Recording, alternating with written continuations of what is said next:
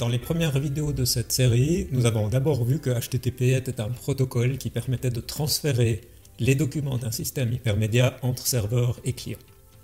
Nous avons ensuite vu toute une série d'outils que nous allons pouvoir utiliser pour faire des expériences, tant du côté client que du côté serveur. Dans cette vidéo, nous allons commencer à analyser les détails du protocole et nous allons procéder en 3 étapes. Premièrement, nous allons générer du trafic. Nous allons utiliser Chrome et envoyer des requêtes à un serveur HTTP qui va fonctionner dans un container Docker sur notre machine. Pendant ces échanges, nous allons capturer le trafic avec Wireshark et nous allons analyser les messages qui sont échangés, les requêtes envoyées des clients vers le serveur et les réponses envoyées du serveur vers les clients. Dans une deuxième étape, nous allons aller parcourir la spécification du protocole HTTP pour comprendre comment cette spécification est structurée et qu'est-ce qui est décrit dans ce standard. Ce sera une façon plus formelle de décrire la structure des messages. Finalement, nous allons faire une expérience pratique. Nous allons utiliser Netcat pour écrire des messages HTTP nous-mêmes et valider notre compréhension de la syntaxe. Nous pouvons donc maintenant passer à une partie pratique où nous allons utiliser ces outils pour analyser le trafic HTTP.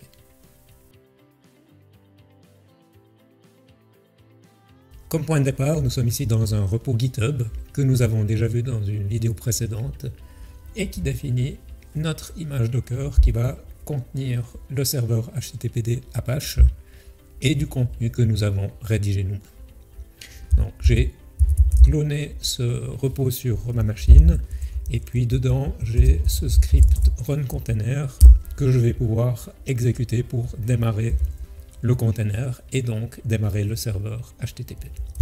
Si je fais un docker ps, on voit qu'on a bien un container qui a démarré et j'ai défini ici une règle de port mapping. Donc si je m'adresse à la machine virtuelle qui héberge le Docker Engine, je vais être redirigé vers le container qui lui a un processus qui écoute sur le port 80. Donc pour tester ça, je vais venir dans mon onglet et on voit ici que si je rafraîchis cet écran, j'ai bien le contenu qui est affiché. On a un exemple ici de contenu dynamique. Si vous vous souvenez, on avait un script PHP qui générait ce code HTML à la volée avec l'heure courante. Je vais donc pouvoir passer dans Wireshark et pour pouvoir capturer le trafic qui m'intéresse, je vais dire que je vais capturer uniquement le trafic sur le port TCP 8989, qui est le port que j'ai choisi dans ma règle de port mapping, et je vais écouter sur mon interface de loopback ici. Évidemment, en fonction du trafic qu'on analyse, on utiliserait une autre interface réseau, mais ici, puisque je fais des tests sur ma machine, je vais travailler avec l'interface de loopback. Je vais donc pouvoir lancer la capture et puis on va faire une nouvelle requête et on voit ici qu'on a capturé du trafic. Donc on voit qu'on est dans du trafic TCP et puis on a des messages de plus haut niveau à l'intérieur de ce trafic TCP qui est reconnu comme étant du trafic HTTP.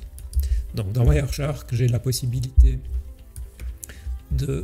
d'utiliser un filtre d'affichage pour afficher uniquement les messages HTTP et je vois ici que j'ai mon échange et ma séquence de messages échangés entre Chrome et HTTPD qui est à l'intérieur du container Docker.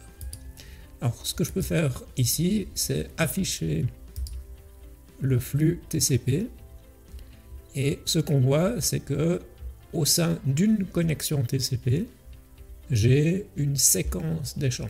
En rouge ici, ce sont les messages qui sont émis par Chrome et en bleu, ce sont les réponses qui sont renvoyées par le serveur Apache HTTPD. Et donc, si j'analyse ces messages ici, je vais pouvoir me faire une première idée de la structure des messages tels que spécifiés dans le protocole HTTP. Alors on va rapidement la décrire. Ce qu'on voit, c'est que dans toutes les requêtes émises par les clients, on a une première ligne avec ce mot-clé ici get, le nom d'une ressource ou le chemin pour accéder à une ressource et la version du protocole HTTP que j'utilise. Ici, Chrome parle HTTP en version 1.1. On a ici une liste d'entêtes. Nous allons voir plus tard quelle est la signification de certaines de ces entêtes. Cette liste d'entêtes, elle n'est pas toujours la même, elle a une longueur qui est variable, et donc pour indiquer au serveur qu'on a envoyé toutes les entêtes et qu'on est prêt à recevoir sa réponse, on inclut ici une ligne vide. Il y a un point qui est important, qu'on verra mieux avec une autre vue, c'est que les caractères de fin de ligne sont importants. La norme HTTP spécifie que c'est la séquence CRLF, les caractères ASCII 13 et 10 qui sont utilisés pour indiquer la fin de ligne. C'est important, et on va voir que quand on utilise Netcat, pour parler en HTTP à un serveur, on doit faire attention à bien envoyer cette séquence et pas uniquement le caractère ASCII 10, parce que ça poserait des problèmes de compréhension. Donc, une ligne avec la requête, n lignes avec des entêtes et une ligne vide. J'ai terminé ma requête et à partir de ce moment-là, le serveur va pouvoir la traiter et il va me répondre avec une structure qui est similaire. On voit que sur la première ligne, il me dit qu'il utilise la version 1.1 du protocole pour me répondre. Le deuxième élément, 200 ici, c'est un code de statut. 200, ça veut dire que tout s'est bien passé. Et OK, c'est une description textuelle de ce code de statut. Même chose qu'avant, le serveur va spécifier ici un certain nombre d'entêtes qui vont me permettre de comprendre comment le contenu est formaté et comment est-ce que je dois traiter la réponse. Le serveur envoie une ligne vide pour indiquer la fin des entêtes et puis il m'envoie ensuite du contenu. Alors j'ai demandé à obtenir une ressource identifiée par clock.php, je sais que c'est du contenu HTML. Dans Wireshark, je ne vois pas grand-chose, c'est quelque chose qui est difficile à déchiffrer.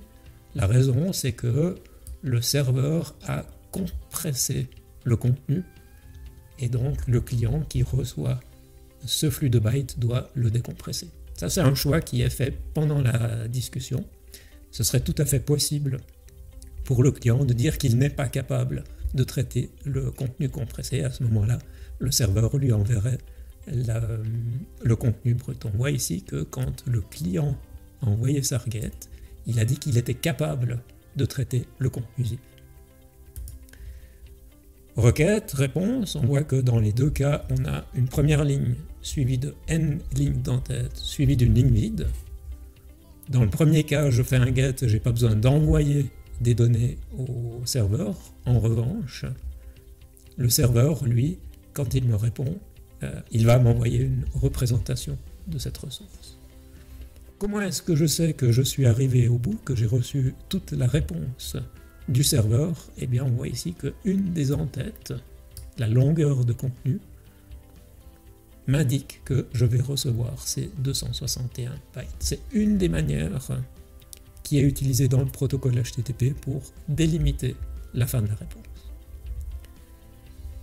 Si vous vous souvenez, dans Chrome, pour afficher cette page, on doit récupérer la page HTML, mais on doit aussi récupérer une feuille de style CSS. Et vous voyez ici que c'est l'objet de cette deuxième requête, mais on va avoir la même structure, de nouveau get, l'URI, la version du protocole, n en tête, une ligne vide. Et comme avant, le serveur va nous répondre avec une ligne de statut, 200, tout s'est bien passé, n en tête, une ligne vide, et le contenu. Nous avons donc vu ici, de manière empirique, la structure des messages HTTP. C'est donc un protocole orienté texte, et si j'implémente un client ou un serveur, la logique va être relativement simple. Si j'ai un socket à disposition, je vais consommer des bytes sur ce socket, je vais détecter la fin des lignes, et je vais traiter chaque ligne de la manière appropriée. Ça veut dire que je vais segmenter cette ligne en tokens, et je vais interpréter ces tokens. Ce que nous allons faire maintenant, c'est revenir dans le navigateur, et nous allons parcourir très rapidement la spécification HTTP pour faire un premier contact avec cette spécification. Je suis ici dans le RFC 2616, qui est le document qu'on a longtemps utilisé pour implémenter des serveurs et des clients HTTP. On voit qu'il date de juin 1999. Ce document a été remplacé par des documents plus récents qui restent focalisés sur la norme 1.1. Donc on ne parle pas de nouveaux documents qui spécifient les normes HTTP2 et HTTP3, on reste sur la description, sur la spécification du protocole HTTP 1.1, et on voit ici cette série de documents. Donc si on regarde la table des matières, on voit que c'est un document qui est quand même relativement conséquent, et une des choses qui a été faite, c'est de splitter ce long document en plusieurs spécifications, mais ce n'est pas la seule chose, il y a d'autres choses qui ont été clarifiées et ajoutées dans cette norme. Donc on ne va évidemment pas tout commenter et tout lire ici, mais on va juste regarder 2 ou 3 points. Donc je vais ouvrir ce premier document et le deuxième document. Dans ce premier document, on a une chose qui est intéressante ici, c'est des informations sur la notation. Et là, on nous explique que pour pouvoir spécifier la syntaxe des messages, on utilise une grammaire, donc on utilise une notation formelle qu'on va retrouver plus bas dans le document. On a ensuite une description assez générale du fonctionnement du protocole, donc on nous dit que c'est un protocole client-serveur. On nous parle aussi de nœuds intermédiaires. Ça, c'est un sujet dont on aura l'occasion de reparler plus tard quand on parlera de proxy HTTP. On nous parle de cache et d'autres choses. Et puis, on nous parle ensuite de la syntaxe des messages, et c'est ce que nous avons décrit de manière informelle en observant le trafic dans Wireshark. On nous dit ici qu'un message HTTP, c'est une ligne de démarrage, suivie de n lignes d'entête, suivi d'une ligne vide, suivi éventuellement d'un corps d'un message. Et c'est effectivement ce que nous avons vu. Les messages HTTP sont aussi bien les requêtes envoyées du client vers le serveur que les réponses envoyées du serveur vers le client. On a ensuite les détails, et on voit que dans une requête, on a une méthode. Dans notre exemple, c'était le get. On a la cible. Ça peut être /index.html ou /clock.php, un espace, la version du protocole, et on retrouve ici ce séparateur de fin de ligne dont on a parlé avant. Si on passe à la ligne de statut, qui est la première ligne envoyée par le serveur, on nous dit que c'est la version du protocole, un espace, le code de statut, un espace et une description textuelle de ce code de statut. Donc ça, ce sont les choses dont on a besoin au départ pour pouvoir soit envoyer des requêtes, soit les parser. On nous parle aussi de ces problématiques de transfert qu'on a vu dans l'exemple, avec la possibilité de zipper du contenu. Et puis il y a toutes sortes d'autres choses dont on ne va pas parler aujourd'hui. Si on vient dans le deuxième document, c'est là où on va avoir plus de détails. Et puisqu'on a vu qu'il y avait différentes méthodes, on voit ici qu'on a la spécification, la définition des méthodes principales de HTTP, celles qui sont fournies de base dans le protocole, et on va nous expliquer ce que doit faire un serveur quand il reçoit une requête avec une de ces méthodes. De nouveau, on creusera ça plus tard. Finalement, vous voyez ici qu'on a un chapitre entier qui est consacré aux entêtes, et évidemment, comprendre à quoi servent ces entêtes, savoir comment les traiter tant du côté client que du côté serveur, c'est ce qui fait partie de la problématique d'implémenter un client ou un serveur. Même chose, on a ici la définition des codes de statut. On voit qu'ils sont catégorisés par type de code de statut en fonction du premier chiffre qui est utilisé dans le code. Et donc, ce qu'on a vu dans notre exemple, c'est ce code ici, 200, OK, tout s'est bien passé, j'ai reçu une requête, je suis capable de la traiter, je renvoie du contenu en disant que j'ai un 200. Donc, évidemment, si on implémente un serveur ou un client complet, on va être obligé d'étudier cette spécification dans tous les détails. Mais pour commencer à faire des expériences, il n'y a pas besoin de tout savoir. Il faut se souvenir de cette structure principale, une ligne d'entête, une ligne vide et éventuellement du contenu. Et puis après, selon les besoins, on va étudier le détail des codes de statut et des entêtes.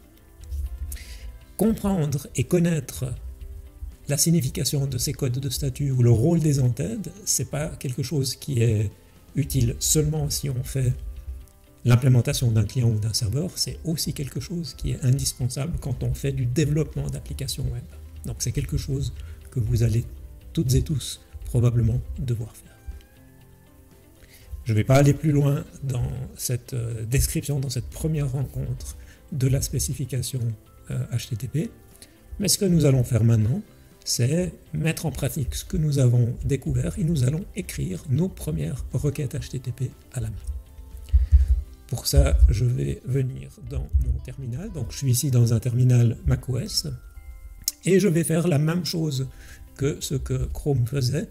Donc, je vais établir une connexion avec le serveur HTTPD qui tourne dans le container. Donc, je vais aussi exploiter le port mapping. Donc, j'ai ici la commande nc.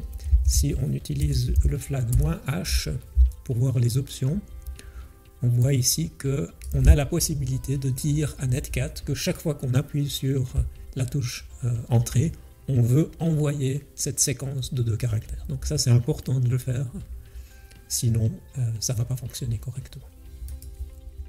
Donc si je fais nc-c, je vais parler ici localhost, ça c'est un cas spécial de Docker for Mac. Localhost va être redirigé vers cette petite machine virtuelle Linux. Et puis j'avais défini mon port mapping sur 89.89. Donc on voit ici que j'ai eu une réponse.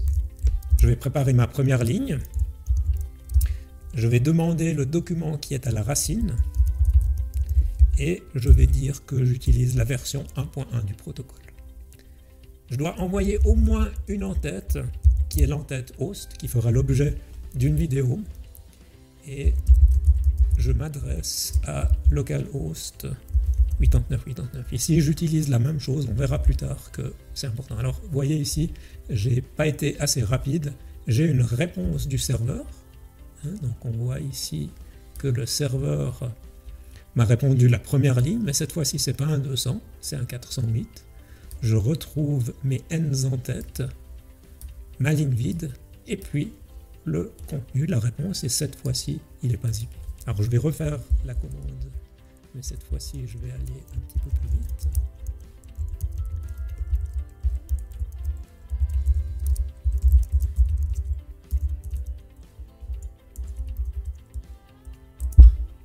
Et on voit cette fois-ci que ça s'est mieux passé. Je reçois ma première ligne, c'est un 200, c'est un OK. J'ai mes entêtes ici, ma ligne vide, et puis j'ai le contenu. Et ce contenu, c'est exactement ce que j'ai dans mon navigateur si j'affiche cette page. Si j'étais un client, si j'étais un navigateur, eh bien, ce que je ferais aussi, c'est... Ah non, dans cette page, je n'ai pas de référence liée, donc il me suffit de récupérer le code HTML. Je vais m'arrêter ici. Ce que j'aurais aussi pu faire, c'est utiliser Netcat pour jouer le rôle du serveur, mais je garderai ça pour une prochaine vidéo pour éviter que celle-ci soit trop longue. Donc, nous avons vu aujourd'hui, au travers d'une première expérience, quelle était la structure des messages HTTP. Si vous imaginez maintenant que vous êtes en train de coder un serveur en Java ou en JavaScript, c'est pas très difficile d'imaginer ce que vous devez faire. De nouveau, si vous êtes un serveur, vous allez démarrer un serveur socket, vous allez accepter des demandes de connexion de vos clients. Quand un client est arrivé, vous allez lire la première ligne, vous allez avoir une boucle où vous allez lire chaque entête, vous allez stocker ces entêtes dans une table de hachage par exemple. Vous allez lire une ligne vide, et puis, selon les cas, vous allez consommer le contenu. Et puis après, vous allez avoir un traitement à faire. Donc, si on imagine qu'on implémente un serveur qui met à disposition du contenu statique, quand vous avez reçu une requête GET, ce que vous allez faire, c'est que vous allez ouvrir un fichier dans votre file system, vous allez lire les bytes qui sont contenus dans ce fichier, et chaque fois que vous avez lu un bloc de bytes, vous allez le renvoyer au client HTTP. C'est pas plus compliqué que ça. Et ça explique que implémenter un serveur HTTP minimum en Java, c'est quelque chose qui se fait vraiment en quelques lignes de code. Je vais m'arrêter ici pour aujourd'hui, et puis dans les prochaines vidéos, on va continuer notre exploration et on va creuser certains aspects du protocole, parler de certaines des entêtes, de certains codes de statut qui sont particulièrement intéressants.